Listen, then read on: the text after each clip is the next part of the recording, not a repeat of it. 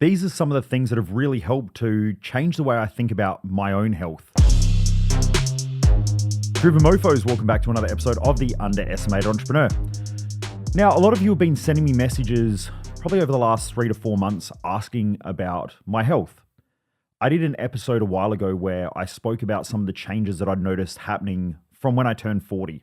Now, I'm 40, turning 41 this year. Time's flying. I can't believe it, which is why I'm gassing it so hard. You know, I think when I was in my 20s, I used to waste a lot of time. Then I got to 30 and I was like, right, I need to speed this shit up.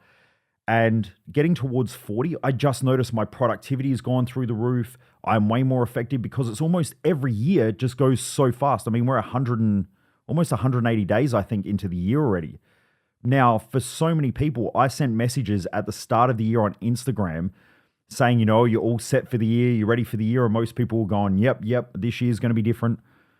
I would guarantee that 99% of those people are the same person that they were at the end of last year with the same actions, the same behavior, and nothing much has really changed, which is sad in a way. But what I notice is that when you start taking life seriously and you realize how fast life is moving, you then realize that you have to move fast. Because if you move slow in a fast-paced life, in a fast-paced world, by the time you wake the fuck up and realize that you want to do something awesome with your life, it's going to be too late. And a lot of people do that. You know, they get to their 60, 65 or whatever in Australia, which is retirement age. And that people literally are this stupid, right? And I'm going to say it this way because hopefully it'll wake some of you up. Most people are so fucking stupid in this country that they will think that at 65, everything's going to change. So they work really, really hard so that they can retire. When they retire, they are fucked. Their mindset is shit because for 40 years, they've thought the same crappy way with the same doubts and the same fears. Those thoughts are so reinforced that they're never going to change them before they die. The average life expectancy in Australia is 84. Let's just say on average, it's 19 years. So from retirement, so 65, let's say to 85. So you've really got 20 years. Let's say you've got 20 years. You need to then go back and change the way that you've been thinking for 40 years. That's a pretty indoctrinated and ingrained pattern, right? That's going to be pretty tough. Then from there at 65, your body is going to operate completely different to your 20s, your 30s, and your 40s. So if you're not moving fast through those periods of life and trying to accomplish things and enjoying the parts of your life that you really want to enjoy, when I say enjoy, I don't mean run amok and get loose and do stupid shit. What I mean is that you really need to create a life that you love. That's the reason why I created my Thrive Time event, because when you have clarity on your success map and what you're trying to achieve in life, you can go after it. Now, if you're not going after it all the time, every day, waking up, going after it, waking up, going after it, hanging out with people who inspire you and want to help you to get to the next level, if you're not chasing greater finances every day, greater health, greater relationships, and you're not working on that stuff all the time, life is just slowly cruising by. And the world is set up that way so that you can just let life slowly cruise by. Because since the dawn of time, we have had slaves in the world. And we are essentially fucking slaves. And we're slaves because we'll sit down in front of the TV and watch the television. And it will tell us what we need to be afraid of, what we need to be scared of, how we need to live, how we need to operate, to pay our taxes. I mean, look at the certain epidemic that happened a little while ago. And most people just did what they were told. They got told by a bunch of supposed health professionals who were all scared. And by the way, I get a lot of insight into this stuff because I have doctors and a lot of high-level people who come to my events or who work with me one-on-one. So I find out what happens behind the scenes, and it is scary sometimes. And it's scary not because that there is this like huge hidden agenda where everyone's trying to fuck the average population. It's just that even people that we take advice from are also stupid and scared. And there were a lot of people during a certain epidemic that happened who knew that certain things were wrong that they didn't agree with, yet they stood there and did nothing because they were afraid and scared. They were afraid of losing their jobs. They were afraid of, you know, like to be a medical doctor, it takes, I think, 7 years of study. And then you've got all this extra study that goes on top of it. You don't want to go and do 7 years when all of your friends are out partying, drinking, they've got jobs, you know, they've bought houses and stuff like that. And you're still going to uni like a broke bum because you can't afford anything because you're still studying. You're essentially 7 years behind a lot of the other kids that you went to school with.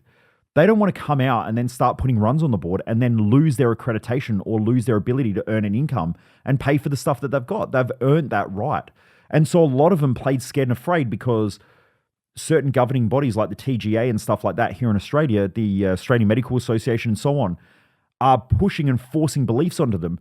Now, you've got the government blaming the medical associations and the TGA blaming the government blaming, global policy or whatever you want to call it, the World Economic Forum and stuff like that, the United Nations. Everyone just blames everybody else. There is poor leadership, poor accountability. But my point is that I started realizing that when I turned 40, that my energy was getting a bit sluggish. I was starting to feel a little bit tired and something had to change.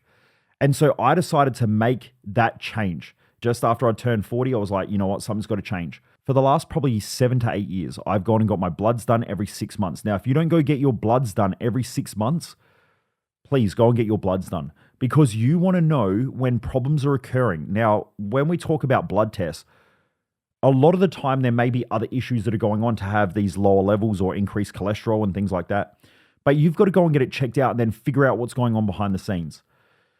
I would also recommend to have a good doctor and a good medical professional on your side that is open-minded, not someone who just forces indoctrinated views of stupidity on you like a lot of them did during the certain pandemic. Go and find someone who is highly competent, highly qualified, who is happy to refer you to other professionals to get help. And then also get an understanding that the natural way of human existence is health. So health is our natural state. Mentally healthy is our natural state. But then what happens is due to the people that we hang around, due to the food we put in our body, due to environmental factors and so on, that changes our health and it changes our mindset. Also, aging does that too. So what you want to do is you want to go and get those bloods done, but have someone who you can work with who says, okay, if health is our natural way of existing, then what is stopping my health? So let's say you've got an increase in cholesterol. Let's say you've got a change in certain hormones. Let's say you've got some other health issues that are going on. Like let's say you're getting sick all the time, or let's say you've got a lot of bloating or digestive issues. If natural health is our natural way of existing, then what is the environmental factors or what are the thought processes? What are the mental toxins? And by mental toxins, I mean the thought processes. What are the physical toxins we're putting in our body? Like, are you drinking too much alcohol? Are you not drinking enough water? Are you not having enough sleep? Like, what are those other factors that are pulling you away from that natural state of being? That's the way I think about it anyway. So anyway, I went and got my bloods done, which I highly recommend that you do. And there were just some things that came up. Like my testosterone levels they were just under 300. Now 300 from my understanding from the health professionals that I've spoken to, just under 300 they classify as low. But when I went and saw a few doctors, they said that it wasn't low enough to put me on TRT or testosterone replacement or anything like that. Now that could be because of high stress from COVID. It could be from multiple different reasons. We probably may not know the actual cause or the actual trigger of that one thing. But what happened was when I started investigating and going to different doctors, I eventually came across a doctor who, when I was talking to her, raised a different way of thinking. Now, most normal doctors, they just say, well, it's just a little bit under, it's not that bad, we won't do anything about it. But what I knew was that I didn't feel right in the way that I was operating. I didn't have the standard level of energy that I had. I was sort of missing training sessions. I was feeling a bit flat. And so I thought, you know what? I need to go and find out answers. Came across this doctor. She looked at my bloods and went, your testosterone is okay. Like for a normal person, I wouldn't put you on testosterone. But she said, you've been training since you were 13, right? You've been lifting weights. And I said, yeah. And she said, so your natural testosterone levels might be 800 to 1,000. That might be your normal way of operating. So you might have high testosterone, like higher than the normal population. And by the way, this is the problem with the health industry, is they essentially get a whole bunch of averages. So when they do medical tests and so on, a lot of the time they get average people. They look at the averages and then they go, well, this is sort of in the average range. The problem is that there are people who are above the average range and there are people who are naturally below the average range. And that doesn't mean that they're going to have symptoms of anything. It just means that they're outside of the average. Now, I don't consider myself an average person, so I don't like to be put in the averages. But what she said to me sort of changed the way I thought about hormones. And she said, well, you've been training since you were 13. You probably had a natural tendency to want to go train because maybe you had high testosterone. And maybe your high levels of testosterone made you want to go and exercise a lot more than the average person. And I said, shit, that makes a lot of sense because for me personally, I like to exercise at least once or twice a day. And from ever since I was young, I tended to put on more muscle than my average friends who weren't on any form of steroids or growth hormone or any of the other things that, I guess make people buff. But I'd always had pretty good muscle mass. And, I used to get comments and feedback about when I would start training hard that my muscles were increasing and things like that. Like people would come up and say, shit, your arms are looking good or your shoulders are big. So anyway, she said, look, maybe your natural way of operating is quite high. And then what's happened is if you're used to operating at 800 and over the last couple of years, you've dropped down to 300, you're going to really feel that. That's going to be a huge decrease. Whereas she said, if you've got someone at like 400 and now they're at 300, they would hardly even notice it. So she said, maybe we just need to give it a try and give you some testosterone cream. So I don't use an injectable or anything like that. I started using a testosterone cream, which is just a mil. It's only a very small amount. It's a little bit I just put on my hand and rub it around my inner thigh at nighttime before I go to sleep. And what I noticed was in a couple of weeks, my sleeping started to improve. I started feeling more energetic. I just felt more grounded mentally and emotionally. And I was like, shit, this is fucking cool. And since then, I've been using it now for probably about 4 months, maybe actually probably even less than that, maybe 3 months, maybe around about that much time. I've just noticed that it has grounded me a lot more. My training's better. I feel better. And because of that, I've noticed that I'm exercising a lot more. I'm lifting a lot heavier. And I wouldn't say it's because of the testosterone. Like I wouldn't say that I've chucked on huge amounts of muscle mass or got jacked like a bodybuilder. It's definitely not that amount I'm not taking that amount of testosterone and I'm not taking that amount for that reason. Like as in, if you want to be a professional bodybuilder, one of my old clients was Mr. Australia and he got second in Mr. World, Matthew Smedley. Now he was jacked, like he was fucking huge. Now, not huge compared to some of the Mr. Olympias and stuff like that, but he was a big dude. And when you go on testosterone replacement therapy, it's supposed to be a replacement for the amount that you've just decreased over your age for whatever reason, or you may have an injury to your testicles or something like that. And because of that, maybe you're just not getting the amount of testosterone that you need in order to feel normal. Now, there are a lot of people these days online that say that they're on TRT, but they're juiced to the eyeballs. That's completely different. Like if you're jacked and you're lean, you're definitely not on TRT. You are juiced. You're essentially taking bodybuilding compounds in order to get jacked. That's not what I wanted to do. I don't want to step on stage, any of that sort of stuff.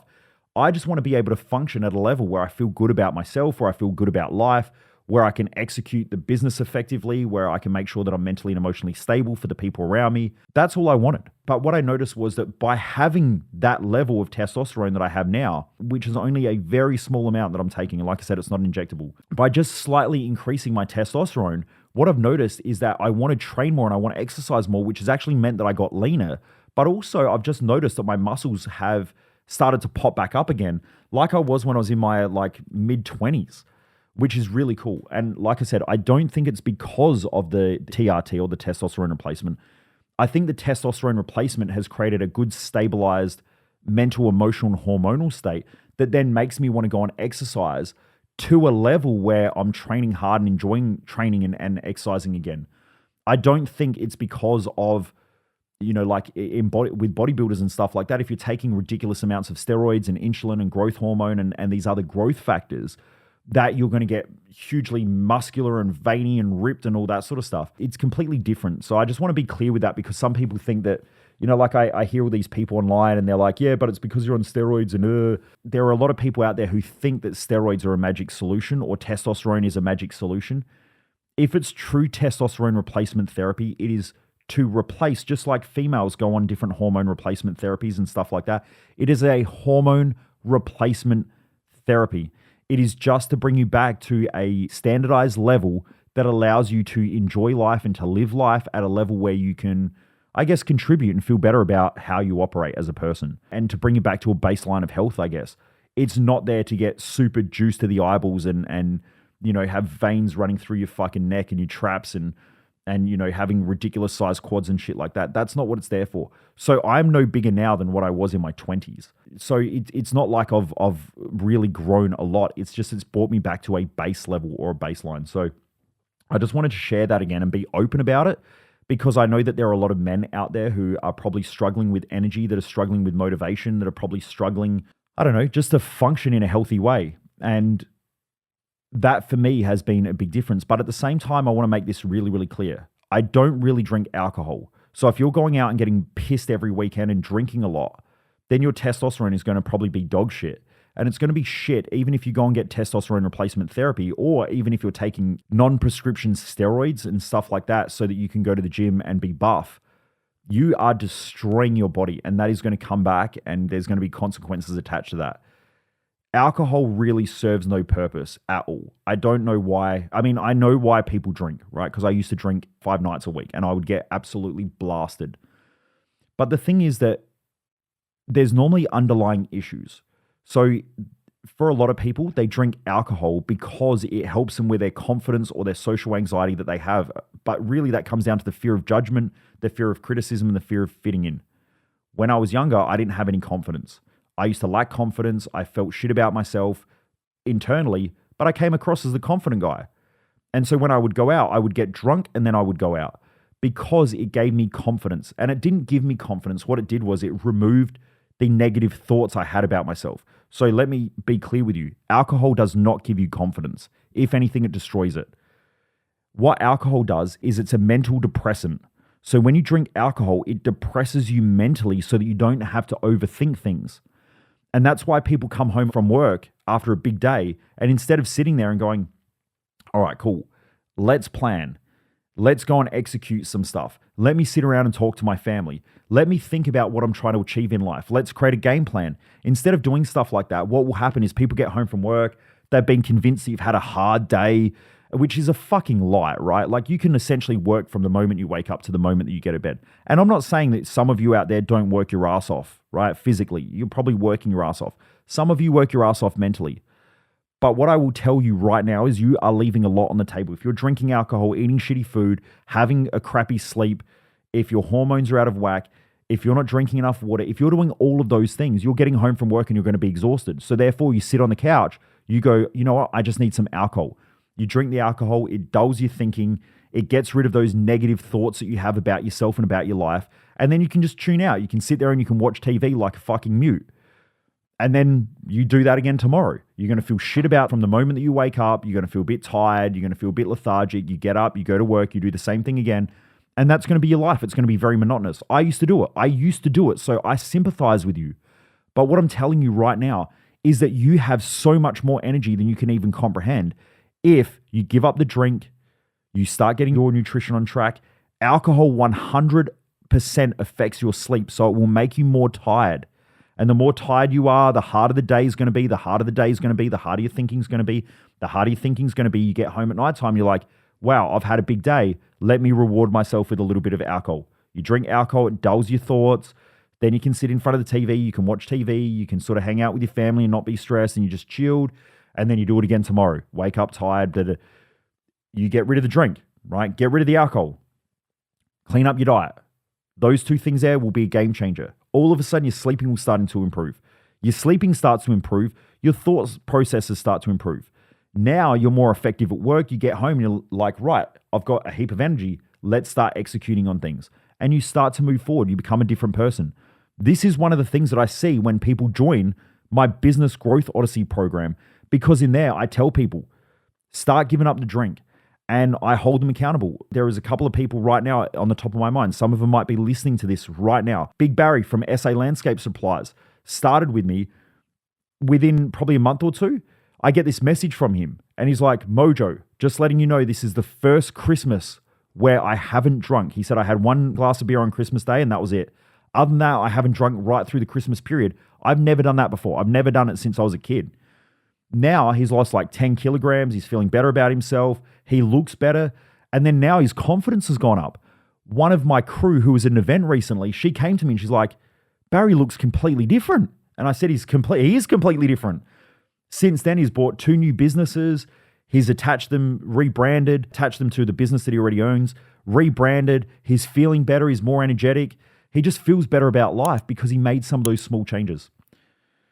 So I need you to understand that if you are going to do things like go and get your testosterone or go and get your hormones checked, make sure you're not doing dumb shit like drinking alcohol and just eating crappy food all the time, because they are going to suppress your natural hormone levels. And also start getting better sleep. Get rid of alcohol, clean up your diet a little bit, start eating more natural foods. Now, you know what? If you're eating shit and you're overeating calories, Get rid of the macas and things like that. Eat a steak or some healthy food, some like nice chicken or whatever. It doesn't even have to be lean. Just start changing it up. Instead of getting takeaway, start eating at home. You will start to feel better pretty quickly. And then from there, you can start to really focus on things like your calories and whatever. So from my health update, the first thing was I started getting my testosterone back in check. I'm not drinking alcohol. My sleeping improved, but I was already trying to get my sleeping back into the swing of things. What I also noticed was that I became more disciplined with my time as well. So around that time, I became more disciplined with my time and I stopped wasting time doing a lot of bullshit for other people. You know, I get a lot of messages where everyone wants me for something for some reason. I started tightening it up. And what that meant to me was that if you're not on the journey in the direction that I'm heading, you can come up to my level, but I'm not going to come down to your level. I would let clients in the past pull me down to their level. So sometimes they would bitch and moan and complain that they're not getting the results that they want. Very rarely does this happen, but there are a couple of them in the community. And what I noticed was that once I put boundaries in place and I said, look, I've told you what to do. If you're not executing it, that's not my problem. Go do that and then we'll talk. And I just put that boundary in. Whereas before I kept going back and helping them and helping them and helping them, and it became their strategy for connection. And I'm like, no, we're not doing that anymore. I've asked you to do something. If you're not going to do that thing, then there's no point us doing work together. Like, you go figure out if you want to work with me or not. If you want to work with me, then I've let you know what you need to do. You need to go do that shit instead of looking for the next thing and the next thing and the next thing and overthinking it and not executing. And what I noticed was we started getting better results in the community from a couple of people, not the whole community, because a lot of them are already crushing it. But the people who were the laggers, they have now started to step up because I now say to people, you come to my level, I will not go down to yours. And I think that for all of you out there, friends and family and shit, say to them, you come up to my level, I will not come down to yours. If you're going out on weekends with your friends and you're dropping down to their level, more fool you. That's you. That's your weakness. You're weak as an individual because you think that by hanging out with them and by being a nice guy, that they're going to like you more. But the truth is you're treating yourself like shit and you know it. You don't like it. And the more you treat yourself like shit, the more you start doubting yourself and the less confidence you have. And so the more you got to hang out with people like that because you're afraid of being alone. You're afraid of not fitting in. You're afraid of being judged by others. Just say to them, look, instead of going out and having drinks at the pub on a Saturday afternoon or the bar, how about we go for a walk? Let's go for a walk along the beach. Let's go grab coffees or something like that and go for a run. You can definitely do that. When you act like that, watch what happens. People around you will start stepping up and some of them will start stepping away, and that's completely fine. So anyway, the first thing was I'd spoken about the TRT. The second thing was my hair. My hair started thinning a bit, and normally that happens. So there's something called androgenic alopecia. So androgenic alopecia is essentially balding, and it happens to males. Females get androgenic alopecia as well. Some females go through it. And so I started doing a lot of study on androgenic alopecia. And I came across a doctor who was a specialist in this area. So I just rang him up, had a chat with him. And they said a couple of things, right? It normally happens because of hormonal changes. Now, it can happen to some men in their early 20s. My hairdresser, he speaks about his brother whose hair fell out by the age of 26. You know, if you've gone through that as well, it can be quite tough and quite challenging. Because I noticed for me personally, it had rattled my confidence a little bit just because I could notice my hair thinning and I was starting to recede a little bit. And I was like, shit, I want to get on top of that. Now, in my family, we don't have any balding or anything like that. So genetically, I'm not sure. So it can happen if you are on steroids or testosterone. So it can happen because your testosterone can be converted into dihydrotestosterone, and dihydrotestosterone is what causes your hair to fall out, or it causes androgenic alopecia. So I noticed this before I had gone onto the testosterone replacement as well. So anyway, I reached out to my barber, put me onto it, and he said, look, get in touch with this doctor, go and have a chat, because he was afraid his hair was going to fall out at a young age because his brother was going bald or had gone bald. His other brother was losing hair. And so he got onto this clinic. So anyway, I rang them up. I said, look, what's going on here? They said, we're better off now doing it before anything happens. Now, my hair may not have fallen out, but I just noticed it thinning and I noticed I was just receding just a little bit. And that rattled my confidence enough. So anyone out there who is going through losing your hair, it really changes you because it changes your identity for most men. It changes the way you feel about yourself. So I wanted to get onto it pretty quick. Anyway, they gave me 2 compounds. One of them is called Minoxidil and the other one's called finasteride. So it's Minoxidil and finasteride. And you can go and buy Minoxidil just from the chemist, I believe. So you can buy it in a foam or you can buy it in a spray. So it's Minoxidil. And what it does is it gets more blood flow into the scalp, because part of what happens is that blood flow is inhibited by dihydrotestosterone, and the dihydrotestosterone sticks to the hair follicle or surrounds the hair follicle, and it reduces the blood flow to the hair follicle, so the hair follicle dies off. And so that's part of what's going on. I did a bit of research, and then I got onto minoxidil and finasteride. Now, the finasteride you have to get, from my understanding, you have to get a script for it. And so I just go to a local pharmacist, and the local pharmacist makes it up, and it's a liquid, and it's just a spray. So I spray it on before I go to bed at nighttime. When I first started, I would do it morning and night. Now I just do it at nighttime before I go to bed. The minoxidil helps blood flow, and the finasteride deals with the DHT, the dihydrotestosterone. And so from my understanding is it helps remove the dihydrotestosterone. Now you can take this in pill form, but one of the things that can happen is that in 1% of people, it can affect their bodily functions downstairs. Now, most men don't want their bodily functions downstairs not to function correctly. Okay, so that can happen. Now, I've spoken to a few people who take oral finasteride. I think it's finasteride or minoxidil. It could be a compound of both. I'm not sure. I haven't taken it. And none of them had any issues downstairs. They do say just if that does happen, then go back to the doctor and change the prescription.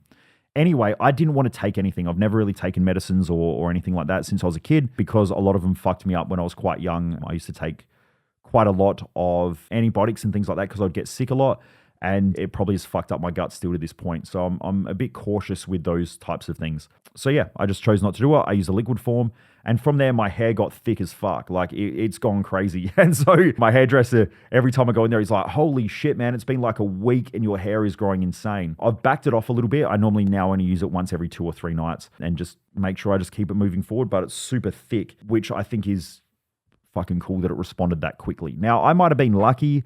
It might not have really been anything. Maybe my hair, the changes may have happened due to like stress or something like that. I don't really know. And when I say stress, I don't mean mental stress. It could have just been the fact that I maybe was training, not getting enough sleep. Maybe there was some business pressure. Like, I'm not sure, but that can have an impact because of the change in hormonal responses. It could have been that. Maybe that's gone now. And so, you know, maybe that's helped with my hair. But for any men or women out there who are losing hair, go to either a hair loss clinic or go and find a doctor who deals with hair loss, or ask them about minoxidil and finasteride. Like I said, you can go and buy minoxidil straight over the counter from my understanding in most chemists around the world. But finasteride, I believe you've got to get a script for it. Someone else can probably correct me. Yeah, but that's sort of what helped me. And so yeah, everything's been going great with my health since then. So thanks so much for everybody asking. And then also I use a personal trainer. And the reason why I use a personal trainer and the reason why I hired my personal trainer to work with my community. So if you're doing any of my coaching programs, like if you're in my business coaching program, if you're doing any of the group health and lifestyle programs, my personal trainer, who was a state CrossFit champion, he is probably one of the best people with programming, right? He's an amazing programmer of exercise. When you join those programs, we do a exercise program for you and a nutrition program. And the reason why we do that is because we want you to be healthy. If you're in this community, we want you to be healthy. Now, those programs start at like $750 per quarter. So it's $750 US per quarter. But like you can do like group sessions and stuff like that. There's a couple of different packages. But it's as cheap as $750 you get it per quarter, get a gym program, get access to the app, you get access to myself and Costa, my trainer, and then we will help you to get back on track. But part of the reason why I have a personal trainer is because the programming is super important. If you're just going to the gym and you're doing the same shit all the time, you can probably get away with it if you're taking a lot of steroids or androgynous hormones. You know, there are a lot of bodybuilders or guys who go to the gym who take a lot of steroids and stuff like that. You can just do the same boring program and not have your programming up to date, and you'll do okay. But if you really want to do well and you don't want to take all of the drugs and shit like that some people do at the gym, then you need to be on top of your programming. And the great thing is having someone like Costa, he goes through and creates a great program. So for me, every 4 weeks, my programming gets changed. And it doesn't just get changed and tweaked in the exercises. We're changing the volume of the amount that I'm lifting. We're changing the amount of reps and sets, and he's fine-tuning it and tweaking. And what I've noticed is because of that, not only am I losing weight, I'm gaining a bit of muscle as well. So I've noticed that my muscle mass is increased and also I'm losing weight. Now, it could be a little bit due to the testosterone as well, but like I said, I'm just down to I'm at the levels that I was when I was in my 20s. So it's not like I'm blasting a heap of gear and stuff. But the programming is really important because if you're doing the same stuff all the time, your muscle gets used to it. You have to know how to stretch it enough, but not stretch it too much where it destroys your ability to recover from the training. So that's definitely helped as well. So there's some of the things that have really helped a lot. Making sure that I'm in bed a lot earlier than what I used to be. I'd go to bed sometimes at 11, 12, 1. Now my sleeping, I'm a business owner, so my sleeping can be a bit up and down and whatever. But I really try to focus on my sleeping, wind down time before bed, not watching too much television before I go to bed, not being on my phone an hour or so before I go to sleep. Just little things like that also make a massive difference. Anyway, I hope that helps some of you out there. I hope it's been a good insight into some of the journey that I've had over the last 6 or 7 months with my health. My nutrition's definitely changed up a bit as well. I'm eating a lot more protein. So if you're using a training app like the one we use, Trainerize as one of our training apps, but also if you're using MyFitnessPal and you're tracking your calories, I normally try to eat around about 2 grams of protein per kilogram of body mass. If you're 100 kilograms, you need to be eating about 200 grams of protein per day at 100 kilograms. That's normally what I recommend. It's what a lot of people recommend if you want to maintain muscle mass. Sometimes you can get it down as low as like 1.4, maybe 1.6 grams per kilogram. But all you got to do is put in your weight and then like whatever you're weighing right now, times it by, if it's 1.6 or 1.7, 1.8, just times it by whatever amount of protein. I normally recommend 2 because I would rather have more protein, which then means less fat and less carbs, or then the other way around, which is having less protein but more fat and more carbohydrates in order to make up those calories. So I would rather have more protein than anything else. And then I just measure that every day. So I make sure that I'm hitting my calorie target. For me, at the moment, I'm dropping fat, so I'm around 2,000 calories per day. And then from there, I have about 2 grams of protein per kilogram of body mass. And it will help as well. If you're part of my Dominate program, I go through that in the back end. Dominate's only $47 US per month. If you've got any questions or anything like that, just hit me up on Instagram as well. It's MichaelMojo_success. Just follow me along on Instagram. But if you've got any questions, just reach out to me. We can have a chat. If you want to jump into any of those programs, either Dominate or the coaching programs where you get a training program and all that sort of stuff, and myself and Costa can help manage your mindset and also your health and nutrition and your exercise, please just reach out and we'll get you on board and everything like that. And you can choose which package you want. Yeah, we'll get you nice and healthy. But anyway, I hope that helps a lot of you out there as well, because if you're a male or a female and your hormones are out of whack, your mindset's out of whack, your diet's out of whack, your sleeping's out of whack, you're drinking alcohol and things like that, or even using illegal and even pharmaceutical drugs, it can be affecting the way you operate. So, you want to get on top of that, especially if you really want to enjoy life and push hard and get great results. Take care, everyone. Have a great day. Keep kicking ass, and I'll see you on the next episode. Most people waste their life, and I just don't want you to be one of them.